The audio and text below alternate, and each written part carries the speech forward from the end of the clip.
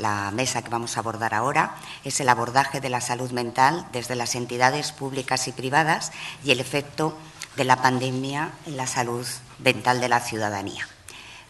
Mercedes nos ha hecho un marco en su ponencia y ahora vamos a contar con grandes profesionales que nos van a aterrizar en el día a día en la atención a las personas, ¿no? En la mayoría, muchos de los ponentes que tenemos a las personas en situación de vulnerabilidad y a las personas con trastornos mentales graves, ¿no? Cuando hablábamos de no banalizar, estoy de acuerdo con Mercedes en que es muy importante que la salud mental esté, digámoslo así, de moda, ¿no? Que hablemos de la salud mental, pero que no nos olvidemos de las personas más gravemente afectadas con trastornos mentales graves, donde todavía el estigma asociado es muy elevado, ¿no? Y el rechazo social, que ahora creo que vamos a tener la oportunidad también de hablar de ello. Desde EAPN, que estamos muy comprometidas con toda la población en situación de vulnerabilidad, nos parece que hablar de salud mental este año era prioritario.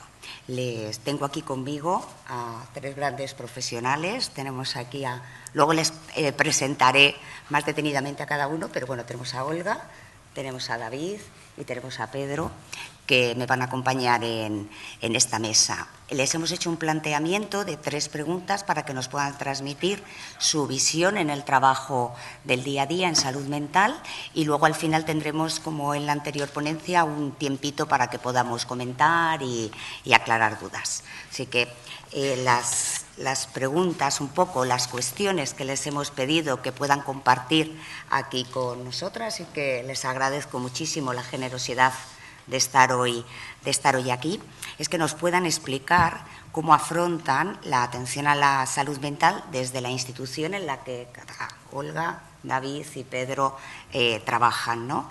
¿Cuál es su opinión, su valoración desde el día a día del trabajo, del efecto de la pandemia en las problemáticas que ya existían de salud mental y en las nuevas problemáticas que se hayan podido detectar? Que nos compartan sus principales preocupaciones, que nos compartan su visión de cómo se está atendiendo a la salud mental en la Comunidad de Madrid y, por supuesto, sus reflexiones y sus propuestas, y siempre mirando hacia construir y hacia mejorar, ¿no? Que nos gusta mucho escuchar a Mercedes con todos los planes y, lógicamente, con toda la inversión que se produce en la salud mental, pero todo se puede seguir mejorando y se puede seguir caminando. Así que yo no voy a ocupar más tiempo, sino que les voy a dar la palabra y, en primer lugar, le voy a dar la palabra a Pedro Cuadrado. Pedro Cuadrado es psiquiatra y es el jefe de servicios de salud mental de Vallecas Villa. Lleva muchísimos años en la atención y en la gestión y ha colaborado en multitud de trabajos, de libros, de revistas, de artículos en la Asociación Madrileña de Salud Mental, donde siempre nos hace reflexionar, donde siempre Pedro introduce algún elemento para que no nos sintamos tan cómodas y cómodos muchas veces en la silla, y que eso es importantísimo, ¿no? El debate y el que podamos compartir diferentes puntos de vista.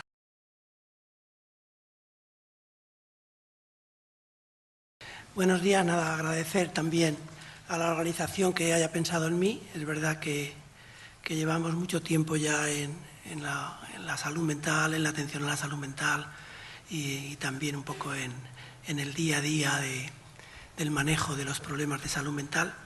Y el tema de salud mental y pandemia pues es un tema que en los últimos 2 años ha sido el tema de nuestra vida realmente. Es decir, que ya se ha dicho mucho, yo creo que está dicho, pero a veces también necesitamos un poquito más de distancia, a veces para ver un poco con más perspectiva realmente lo que ha supuesto y lo que supone, y también un poco en qué lugar estamos ahora, ¿no? Con respecto a cómo estábamos antes, ¿no? Es verdad que se ha dado por concluida la pandemia. Yo creo que el problema sigue, Es decir, estamos intentando mirar para otro lado también y yo creo que también las organizaciones, las redes y los servicios, los sistemas, también estamos intentando mirar para otro lado ya y mirar para adelante, ¿no?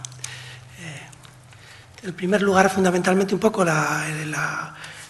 mi tiempo lo había organizado un poco en darle una vuelta un poco a lo que supone que Mercedes ya ha hecho una exposición magnífica sobre las consecuencias de la pandemia sobre la salud mental. Es decir, una mirada un poco más cercana, que es un poco la mía, fundamentalmente el impacto sobre la salud mental. Ahí tengo un poco una referencia importante, un estudio que hace SESPAS. SESPAS es la Sociedad Española de Salud Pública y Administración Sanitaria, y es muy reciente, sobre el impacto de la pandemia sobre la salud y también sobre la salud mental, ¿no? Es decir, que de alguna manera un poco, sobre todo con datos nuestros, ¿sí? Con datos españoles, ¿no? Es decir, normalmente solemos utilizar muchas referencias, a veces un poco de trabajos de fuera y a veces nos quedan un poco más lejos, pero fundamentalmente los datos de SESPAS son de aquí, son nuestros, son de cómo funcionamos y lo que nos dice fundamentalmente un poco es que lo que es un hecho, también como decía Mercedes, lo que se esperaba, ¿no? Se constata un empeoramiento de la salud mental general, ¿no? Es decir, que eso es real y seguramente durante un tiempo también va a tener una repercusión importante. Yo creo que ya la está teniendo en determinados colectivos, ¿no? Es decir, más allá de la población, en colectivos que estamos aquí, en los colectivos de los profesionales, ¿no? Es decir, recordaba ahora una anécdota en plena pandemia que venía de China. En China se sigue emparejando la gente, hay un parque en Wuhan donde la gente cuelga de los árboles su oferta de matrimonio, ¿no? Es decir, chica da sus condiciones y luego pues uno recoge y se pone, y es una manera clásica. Pues bien, realmente en aquellos tiempos uno de los principales atractivos y candidatos a ser muy buen marido o esposa era el profesional sanitario, los médicos. Y pues, es decir, eso se vino abajo, absolutamente nadie quiere ahora ya tener sanitarios o profesionales del cuidado como parejas y, por supuesto, a largo plazo de por sí. Yo creo y lo estamos viendo fundamentalmente ahora mismo, las dificultades que tenemos un poco para cubrir necesidades de profesionales en toda la red, ¿no? Es decir, que hay una pérdida de vocaciones importante, hay una pérdida la gente se ha sentido muy agotada, muy agobiada en distintas fases y al final también muy maltratada, y eso ha llevado fundamentalmente a pensar que esta profesión, pues no, si puedo trabajar en otra cosa y vivir de otra cosa, pues también es un problema serio, ¿no? Es decir, en sanidad, en enfermería, médicos, es decir, ha perdido interés la profesión, y esa es una consecuencia directa un poco de lo que han sido estos 2 últimos años, ¿no?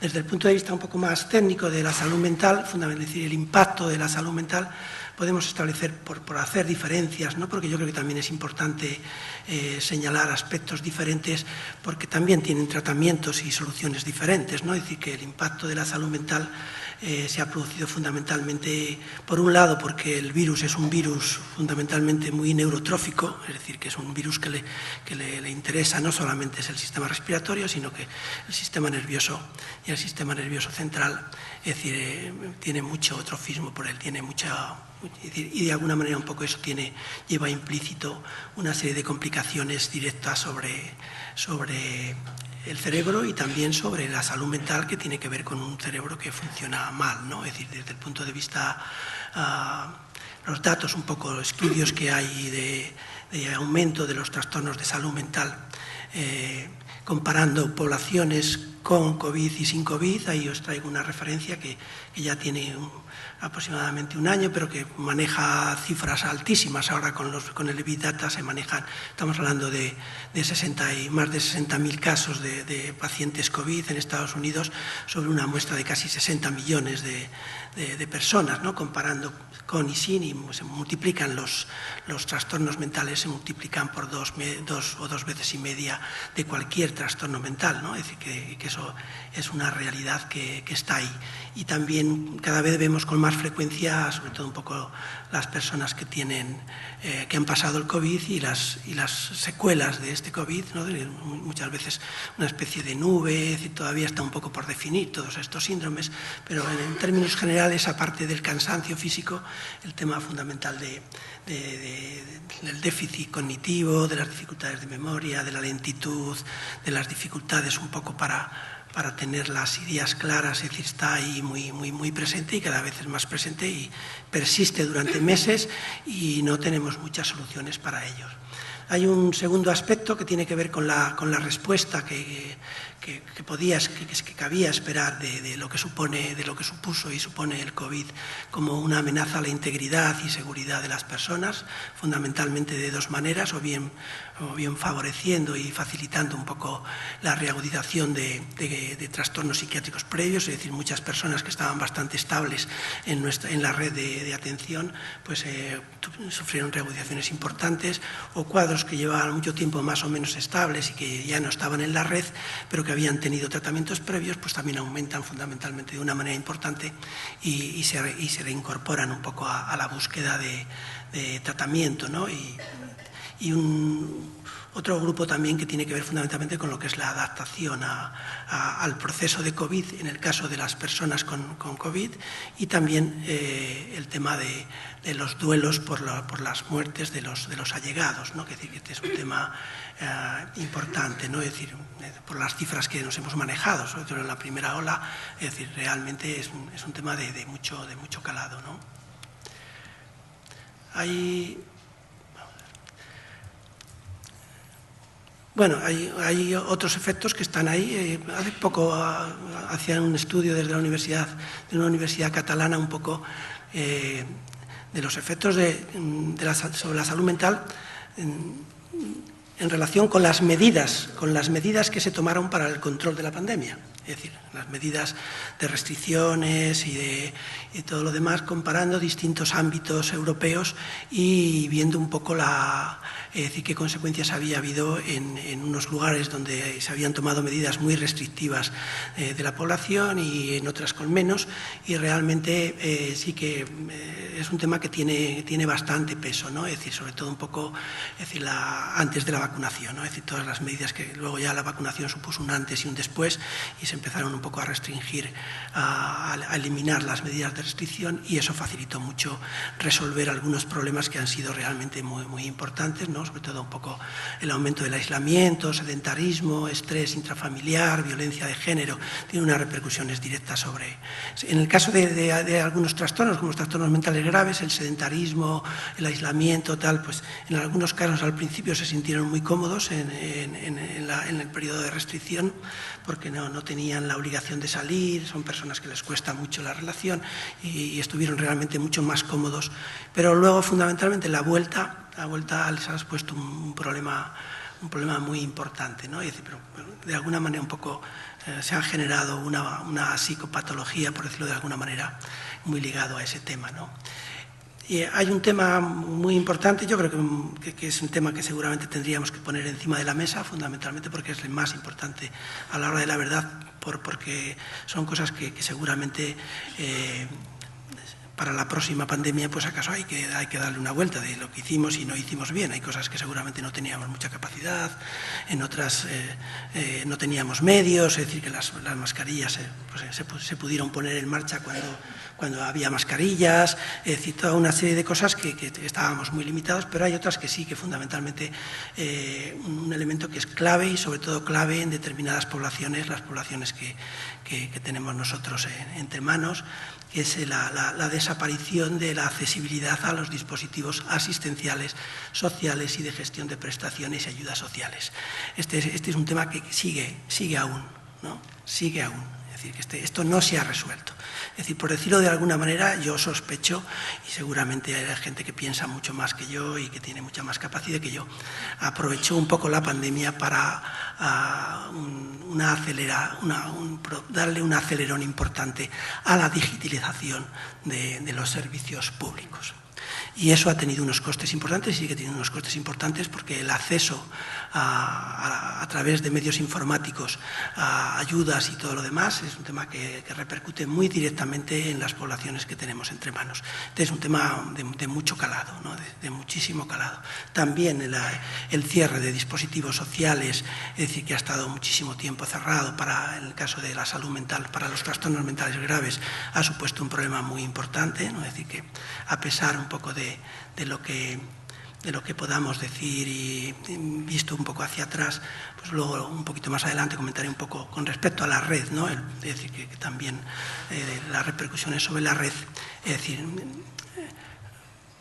su papel y la posición en los momentos iniciales. Los momentos iniciales fueron los primeros meses y luego algunos ya se han quedado, han tenido unas repercusiones importantes y no fue tan encomiable como Mercedes. Tiene una mirada mucho más positiva, yo no tanto, de que realmente hicimos lo que pudimos, esa es la verdad, pero hay cosas que seguramente en la siguiente pandemia deberíamos pensar si las hacemos o no las hacemos.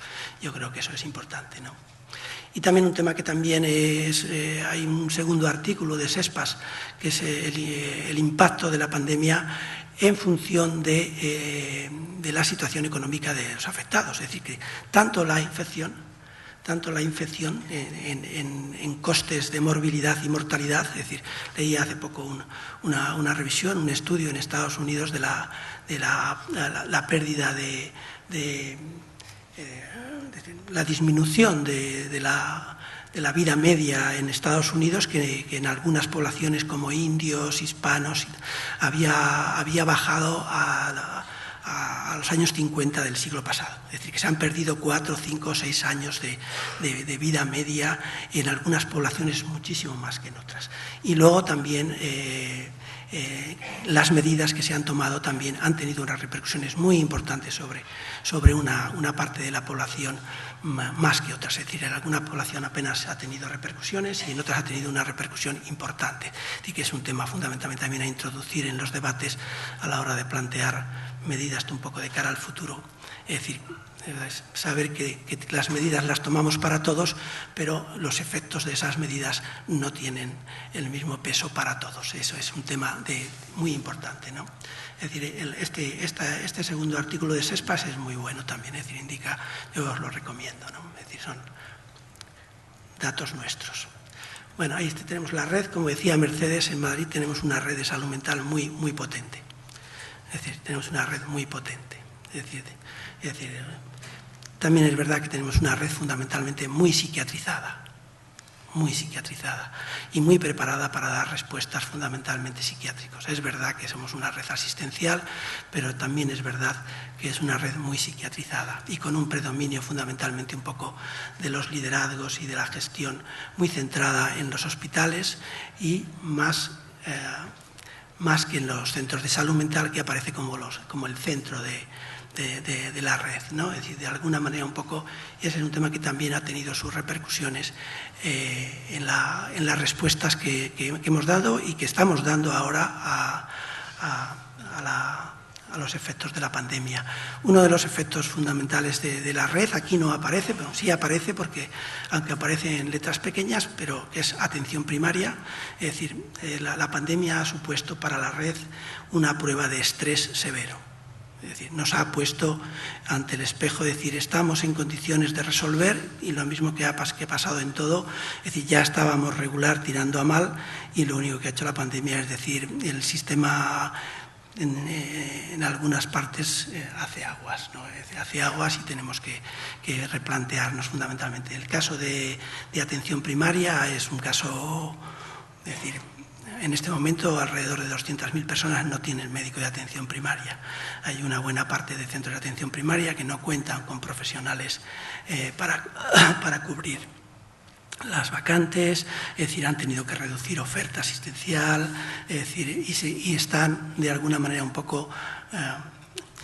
se está haciendo una refundación de la atención primaria con otros criterios, es decir, encubierta, porque realmente, es decir, con las funciones que tenía asignada desde los años 80, 90 de Alma Ata y la fundación de la atención primaria como puerta de entrada y como elemento básico de la atención alrededor del cual giraba toda la atención a la salud pública, a la salud de la población.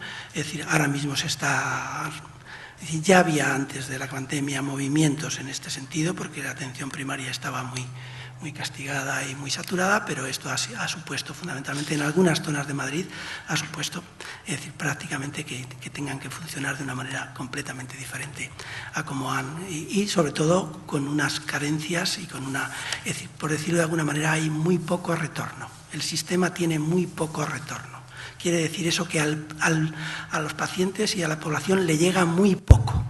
Está muy organizada, tiene programas muy sofisticados, es decir, dedican muchísimo tiempo los profesionales a organizar y las soluciones que se están dando y se van a dar también van en esa línea de programas muy sofisticados, pero al final esos programas sofisticados, en la mayor parte del esfuerzo se consume y se queda dentro de los profesionales y no le llega a los pacientes. En algunas poblaciones esto es muy importante. Yo trabajo en Vallecas, es decir, hay una zona, un cuarto de Madrid, evidentemente pasa igual con la atención primaria, es decir, que estamos hablando un poco de la atención primaria del cuadrante sureste, es decir, que son 1,5 millones, 2 millones pero de alguna manera un poco el resto, atención primaria funciona muy bien, no tiene tanta presión, no hay ningún problema. El problema fundamentalmente es que hay una parte de la población de Madrid, es decir, muy amplia, con unas demandas y con unas necesidades de atención primaria muy amplias y ahora mismo no están recibiendo una respuesta mínima, ¿no? Es decir, que la atención primaria es la puerta de entrada a todas las demandas de salud mental. Es decir, que esa filtra y, en principio, su función es hacerse cargo de la mayor parte de lo que se llamarían los trastornos mentales comunes o trastornos mentales menores, también se ha llamado, todo lo que es la ansiedad, depresión, todo lo adaptativo, todas las respuestas emocionales ante situaciones estresantes. Es decir, en principio no debería llegar al segundo nivel, que es el centro de salud mental, pero es decir, prácticamente desde el comienzo de la pandemia y también ahora, es decir, no hay filtro y hay un aumento de la demanda y va a haber un aumento de la demanda muy importante. Eso implica fundamentalmente, es decir, que el modelo de los centros de salud mental, es decir, no tiene ninguna capacidad de sobrevivir sin atención primaria. Es decir, y es bueno que lo digamos aquí también, ¿no? Es decir, que tenemos también que tener presente ese tema, ¿no? Bueno, a nivel un poco más concreto, ¿no? Es decir, ¿qué ha supuesto la pandemia en este caso, para un dispositivo como el Centro de Salud Mental? Es decir, en el que yo trabajo desde el principio.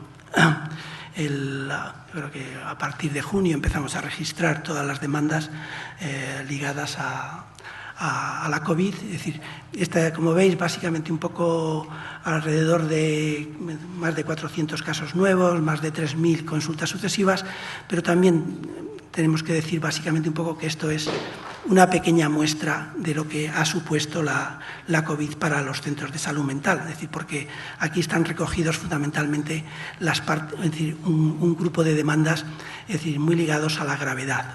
Es decir, los más graves de todos, es decir, están por un lado los profesionales, por otro lado están aquellos pacientes que han estado muy graves quiere decir en la UCI, es decir, con riesgo de muerte, son los pacientes ingresados por COVID, y un tercer grupo que son los familiares de personas que han fallecido, es decir, que realmente a estas cifras las tendríamos que multiplicar por 5, por 6 o por 7 para saber un poco el aumento de la demanda que ha generado en los centros de salud mental la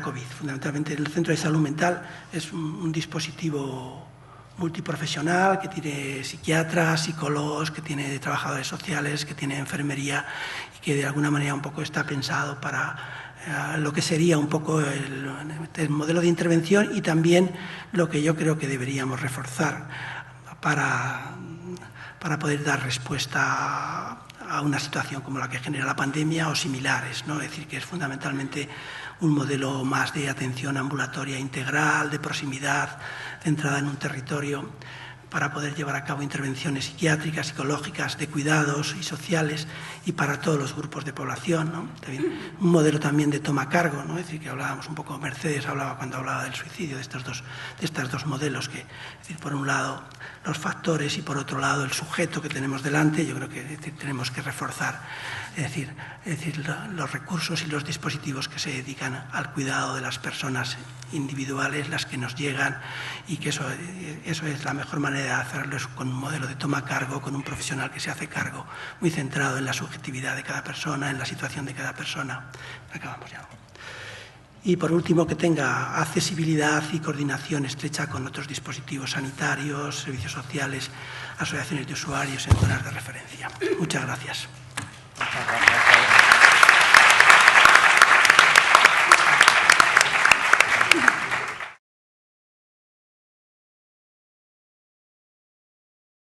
Cuando hablamos de movimiento asociativo, en este caso de federación y de asociaciones, estamos hablando de tres pilares esenciales.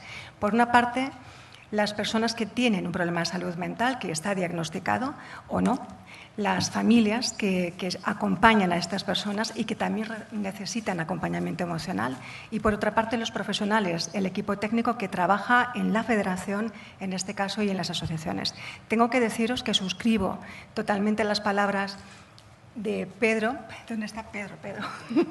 Las palabras de Pedro como representante de un centro de salud mental, porque nosotras, las asociaciones, estamos muy ligadas a los centros de salud mental en las diferentes zonas en las que estamos. En este caso, Vallecas está muy cerca de Alusamen, que es una de nuestras asociaciones, y por supuesto, como Federación de Salud Mental Madrid, lo que hacemos es reivindicar los derechos, las necesidades, la visibilización que requiere la salud mental a nivel de la Comunidad de Madrid.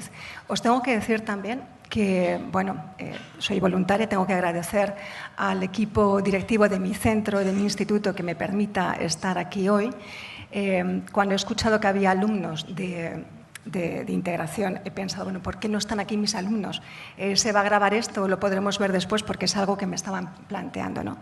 Voy a intentar recordar que menos es más, voy a mirar el reloj, porque si no tengo el riesgo de decir más de lo que debo decir, y una vez más deciros que a nivel personal suscribo esta idea de responsabilidad y corresponsabilidad individual y social que tenemos con relación a la salud mental, esta diferencia entre ruido y sonido con relación a la salud mental. En este momento parece que estamos abriendo ese armario tan cerrado, tan enquistado de la salud mental, de los problemas de salud mental, del hecho de ser loco, de haber estado en un manicomio, porque recordemos que la ley de desinstitucionalización de la salud mental es del año 86. Hasta ese momento lo que teníamos éramos manicomios, y lo conozco muy bien porque originariamente he vivido en Leganés mucho tiempo, en la zona sur, más allá de Vallecas, por cierto, porque Vallecas es el sur de Madrid, pero los que estamos más allá del sur estamos como en otra dimensión, ¿no? Y vivimos frente al antiguo manicomio de Leganés, que, como sabéis, es una institución de referencia en salud mental hoy en día también, porque también está intentando hacer labores reivindicativas, y mi asociación de base, junto con la federación, pues también está vinculada a los hospitales de zona, al centro de salud mental que está ligado al hospital, etc. Comentaros, ¿por qué estamos hoy aquí? Pues porque a nivel social, como entidad social, como federación, estamos representando a 16 asociaciones que están distribuidas por la Comunidad de Madrid. Cada una de vosotras, cada una de las personas que estáis aquí, tenéis una asociación cerca de vuestra casa. Y yo os diría que nos marcháramos hoy con una nueva idea, y es: pon una asociación de salud mental en tu vida. ¿Por qué? Pues porque, primero, nos va a acompañar emocionalmente siempre que lo necesitemos. Sabemos que, desafortunadamente, cuando surge un problema de salud mental, no siempre tenemos a alguien que nos guíe en ese camino. No es fácil identificar cuáles son los síntomas de un problema de salud mental. No es fácil saber qué hacer. Sabéis que el estigma es algo que nos ronda todavía, independientemente de que haya habido mucho trabajo también en redes y en medios de comunicación con relación a la salud mental, pero todavía hay estigma social.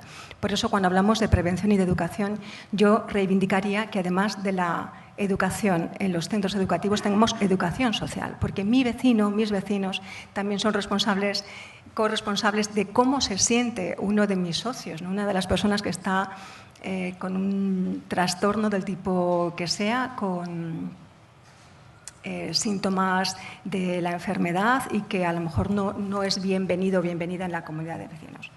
Deciros que como federación somos una entidad de utilidad pública sin ánimo de lucro, como os digo, 16 asociaciones, ni más ni menos, distribuidas en la Comunidad de Madrid. ¿Y cuál es nuestra responsabilidad? Pues lo que intentamos siempre es cuidar de la calidad de vida, mejorar la calidad de vida de las personas que tienen un problema de salud mental y de las familias.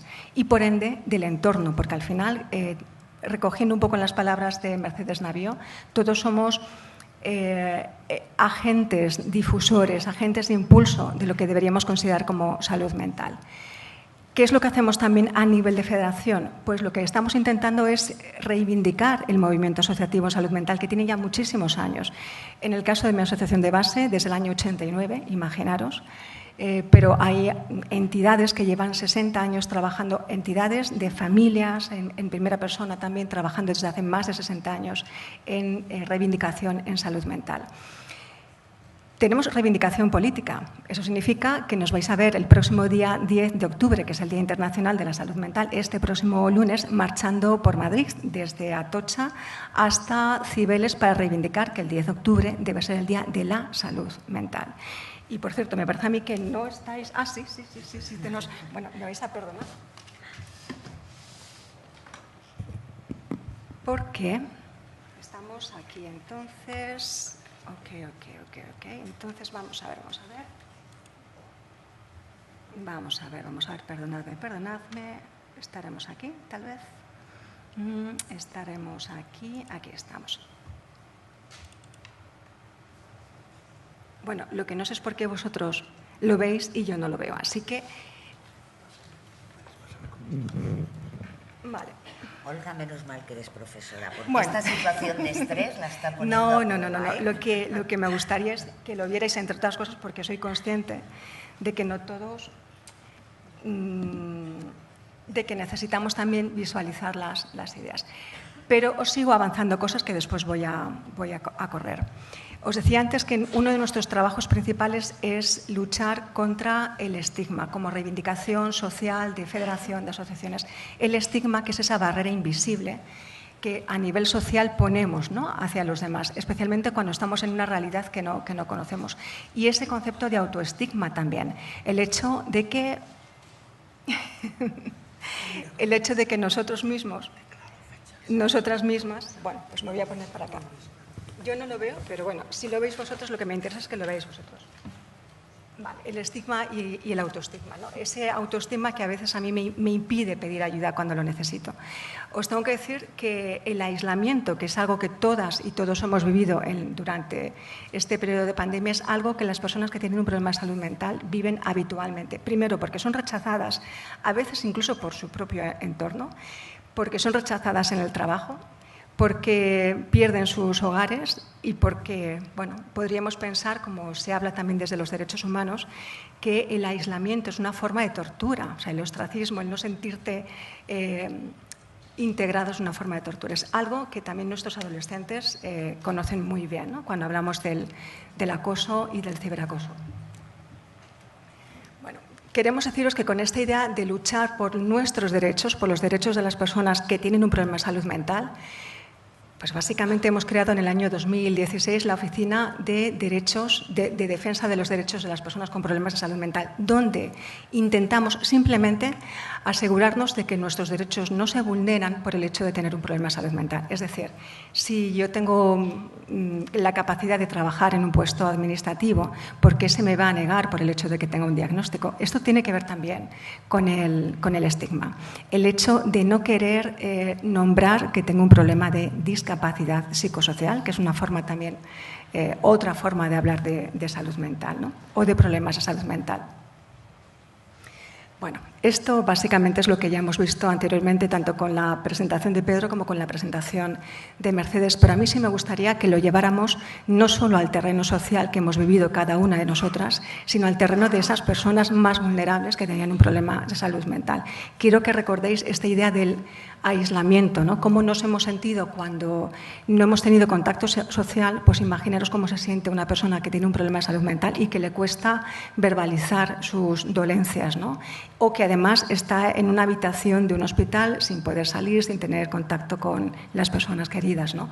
O con su otra familia, la familia anexa, que en este caso es la asociación, ¿no? Como os decía, un espacio amable de encuentro donde no vamos a juzgar, no vamos a ser juzgados porque tengamos un problema de salud mental, porque tenga indicios o signos del tratamiento. Sabéis que los tratamientos psiquiátricos son especialmente, bueno, digamos que a veces pueden generar efectos secundarios que no son gratos para las personas que los ven.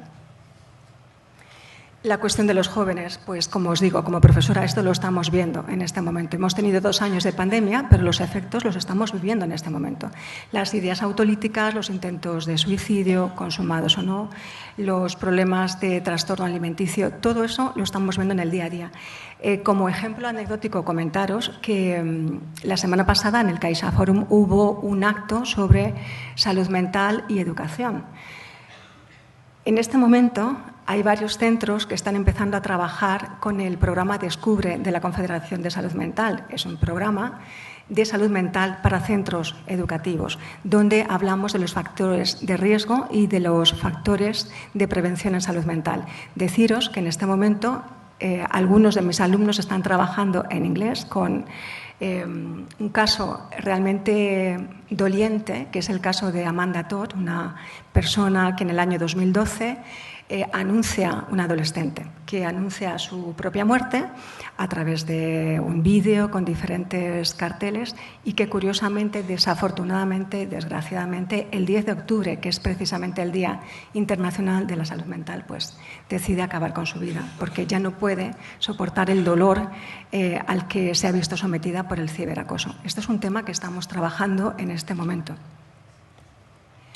Por cierto, para evitar banalizar, comentaros que como centros educativos, como asociaciones, también como federación, generamos recursos educativos también. Los docentes, por una parte, los generamos, la federación y las asociaciones también.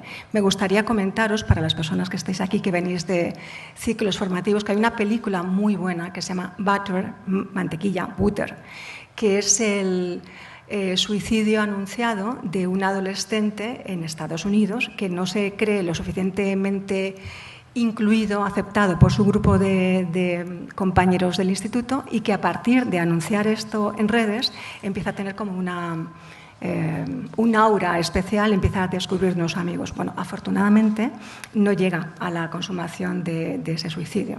Así que es una película interesante para trabajar en clase. Los datos, todos sabemos que hemos ido duplicando, ¿verdad? A nivel de ansiedad, depresión.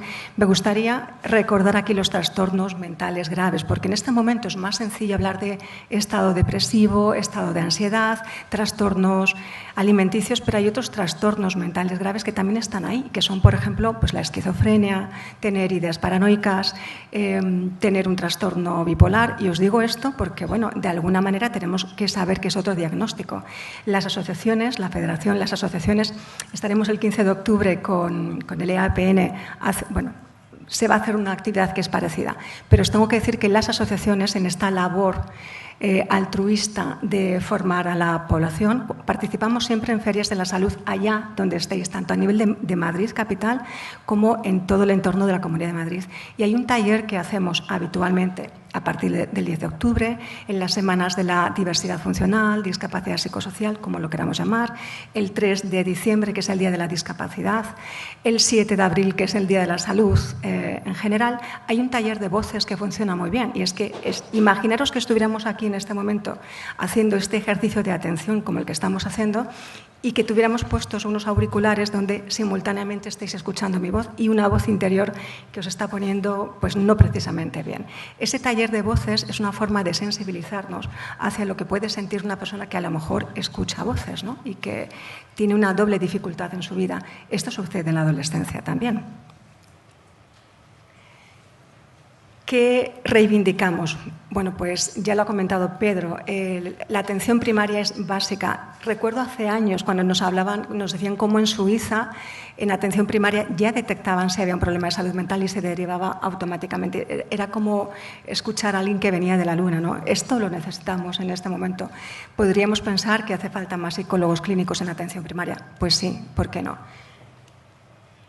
Ya lo ha comentado Mercedes, lo ha comentado también Pedro. Nosotros pensamos que la salud mental es una cuestión transversal, multidimensional, biopsicosocial, que requiere una respuesta múltiple. Necesitamos que haya una conexión real entre las diferentes consejerías a nivel de la Comunidad de Madrid, entre las diferentes concejalías a nivel local, que pensemos que salud mental es educación en las escuelas, es educación social también, que es recursos, porque, por cierto, también lo apuntaba Pedro anteriormente y Mercedes también lo ha hecho ver, ¿no?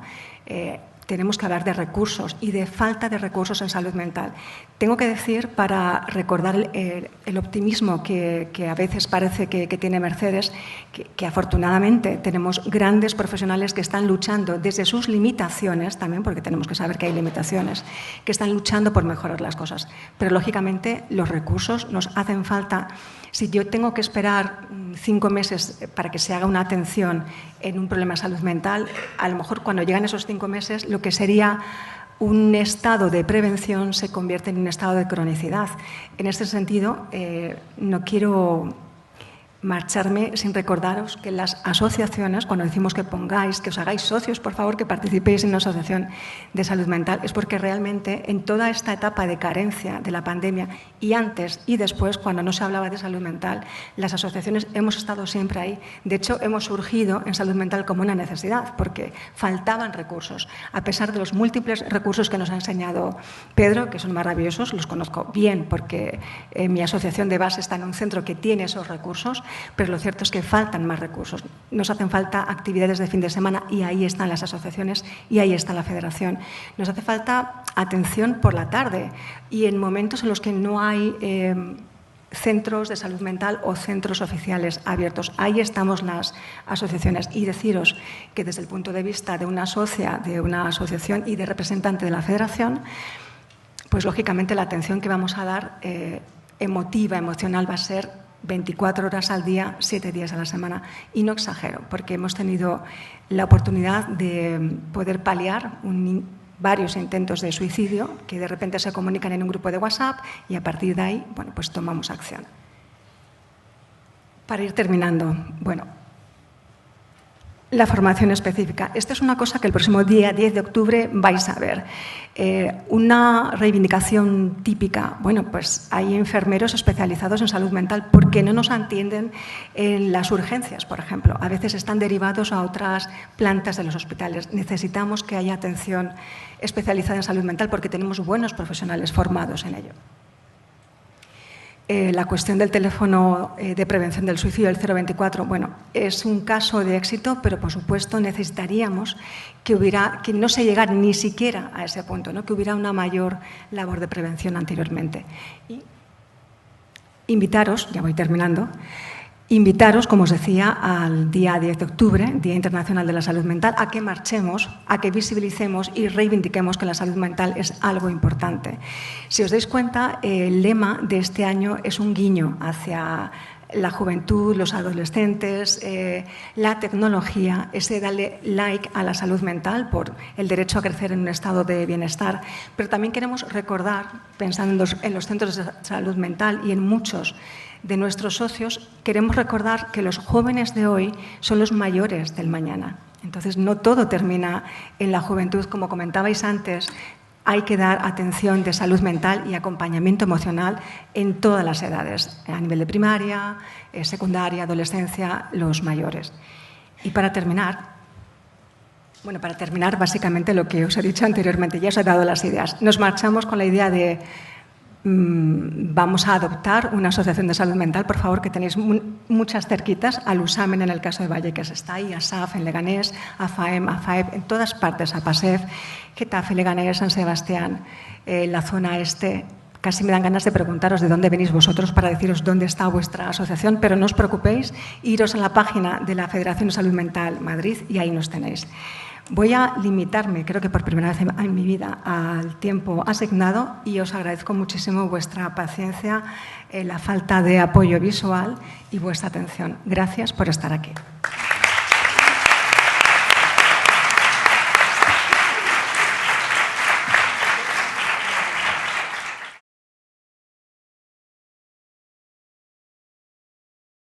Agradecer a las compañeras que me hayan invitado a estas jornadas, ¿no? Y poder un poco contar lo que es el equipo, que al final creo que es un dispositivo muy específico y que muchas veces pues, no se conoce mucho, ¿no? Entonces, bueno, ya Mercedes antes ha dado unas breves pinceladas, ya me he quitado la parte del trabajo, o sea que, cosa que agradezco. Le extenderé su reconocimiento al equipo. Y nada, como ha dicho, somos un equipo que llevamos trabajando pues, del 2003 que se creó, ¿vale? Somos un equipo sociosanitario, multidisciplinar, que está formado bueno, pues, por psiquiatras, enfermeros, trabajadores sociales, educadores y tenemos también una psicóloga.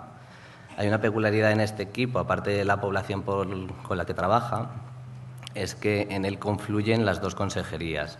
O sea, dentro del equipo hay parte del personal que pertenece a la Consejería de Sanidad y parte del equipo que pertenece a la Consejería de Políticas Sociales. Entonces, esto lo que nos hace es un poco beneficiarnos de ambas redes, ¿vale? Bueno, un poco el equipo lo que trata es de el último objetivo que tiene es de estas personas que se encuentran en situación de exclusión social y de sinhogarismo que puedan acceder a la red normalizada de salud mental y que puedan acceder a estos recursos a los que no tienen acceso debido a su situación, ¿vale? El equipo en principio se forma, a su vez está formado como en dos subequipos. Tenemos una parte que es la parte de enganche. Esta parte del equipo es la parte más sanitaria, aunque cuenta con dos educadores, y lo que trata es un poco de vincular con esa persona, hacer una evaluación, un seguimiento, comenzar un tratamiento, ¿vale? Y un poco ir cubriendo estas necesidades primarias que nos van manifestando pues, con el tiempo. Y luego hay una parte del equipo, que es la parte de rehabilitación, que ya o bien cuando la persona tiene una mayor estabilidad en cuanto a las redes, en cuanto a todos los aspectos de su vida, o bien por la intensidad que requiere en la intervención, pasa al equipo de rehabilitación. Vale, un poco el ámbito de actuación que tenemos es el municipio de Madrid. Al final somos el único equipo de salud mental que trabaja con personas en situación de sin hogar y somos 18 profesionales. Vale.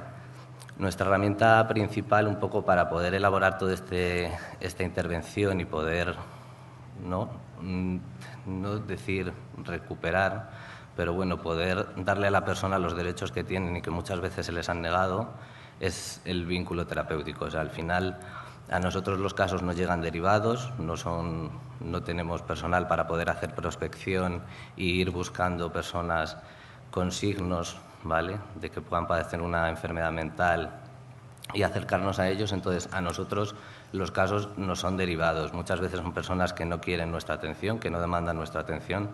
Entonces, es un poco ir creando esta relación, ¿no? Lo que decían los compañeros, de lo que hablaba Mercedes también, es el vínculo terapéutico, es a través del que trabajamos. Son personas pues, que han sufrido muchísimo en su vida y tienen una desconfianza que es lo normal. Entonces, nosotros trabajamos un poco en romper esto, en intentar volver a generar esas redes, ¿no?, que debido a diferentes causas pues se han roto, se han caído, se encuentran en soledad en muchos casos. Y bueno, nosotros es intentar tejer esa red nuevamente y poner a la persona un poco, que ponerla en valor, ¿no?, y que vuelva un poco a tener acceso a sus derechos. ¿Vale? Un poco, bueno, pues como vengo diciendo, la importancia también en nuestro trabajo, destacar del trabajo en red. Creo que en salud mental en general es muy importante.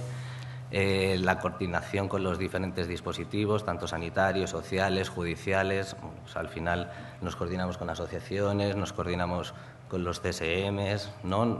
Lo decía Mercedes también, nosotros tenemos una mesa de integración donde las personas que ya están preparadas a dar ese paso para entrar en la red normalizada hacemos esa derivación, seguimos el caso un poco hasta que la persona ya se encuentra vinculada al CSM. ¿vale? Entonces, es un poco la importancia del trabajo en red y que muchas veces en esta población todas esas redes se han roto y lo que consiste es en tejerlas, ¿no? Y hacer un trabajo en la comunidad que al final es donde ellos viven, bueno, aunque muchos no lo quieran ver, ¿vale? Y bueno, esto es a grandes líneas, porque sé que vamos un poco de tiempo justitos, pero bueno, también por luego daros tiempo, comentaros, esto es a grandes líneas el equipo, ¿vale? Y con la situación del COVID, con el aislamiento, surgió un gran impacto en nuestros usuarios. Al final pasaron de ser la población invisible, ¿no? Pues todos tenemos nuestro ritmo de vida, circulamos por la ciudad y no les vemos, a ser las únicas personas que estaban en calle, porque no dejaba de ser su hogar, ¿no? Al final, donde podían ejercer ellos ese confinamiento. Y en la población con la que nosotros trabajamos, que es con población con trastorno mental grave, pues imaginaros, ¿no? O sea, hay mucha población, las tramas delirantes son muy variopintas, ¿vale? Pero imaginaros a alguien que se siente vigilado por el gobierno y que de repente las calles se quedan vacías, ven tanques de militares, la policía va. No, un poco nuestro trabajo fue continuar en calle, amortiguar el efecto que pudo tener todo esto, seguir sintiendo que tenían esa red, ¿vale? Porque sí que es verdad que hay mucha gente y lo hemos notado ahora y creo que es la punta del iceberg de todo lo que está por venir. Ha aumentado el volumen de trabajo, ha aumentado el volumen de personas en situación de sin hogar con problemática de salud mental, ¿vale? Y un poco antes de la pandemia había gente, bueno, que podía mostrar signos de tener alguna problemática, pero la escasa red comunitaria que tenía, el apoyo vecinal, ¿no? La dinámica que ellos tenían en situación de calle les ayudaban un poco a mantener esa situación. Bueno, al final vivían en su cotidianidad y cuando de repente todo esto se rompe, la vecina que le bajaba la comida ya no está, viene la policía todos los días a ofrecerle un sitio, que bueno, las condiciones, ¿no? Época de confinamiento, intentar tener el menos contacto social, pero los sitios que nos ofrecían eran de 150 personas durmiendo en literas. Bueno, estaban más aislados en calle muchas veces que en los recursos que ofertaron. Pero bueno, ¿no? El impacto que generó en ellos, bueno, el volumen que ha aumentado, al final la falta de recursos, ¿no? Que se viene notando, que es lo que han estado hablando los compañeros, y un poco, bueno, es reivindicar, yo creo, al final los espacios de diálogo, ¿no? Entre los diferentes agentes, entre los representantes de la sociedad, entre las asociaciones, las administraciones sanitarias, las administraciones sociales. O sea, al final, como venimos diciendo, la salud mental es algo multidimensional, multifactorial, y creo que hay que habilitar espacios de coordinación, ¿no? Y bueno, creo que voy más o menos bien porque me he acelerado un pelín. Fenomenal. Entonces, nada, o sea, lo último que sí quería exponeros es un poco una reflexión que nosotros la vemos a diario en el equipo, y es, ¿no? los momentos de crisis, o sea, cuando una persona, no decir recae, ¿no? Pero se agudiza la sintomatología porque ha dejado la medicación, porque ha sufrido un suceso vital estresante, bueno, por diferentes factores, ¿no? Se produce un momento de crisis en esa persona. Los profesionales del equipo esta crisis la vemos como una oportunidad, ¿no? Porque es cuando algo se abre en esa persona y cuando realmente comienza a mostrar muchas necesidades. Entonces, creo que esto es un poco equiparable a lo que ha sufrido con la pandemia.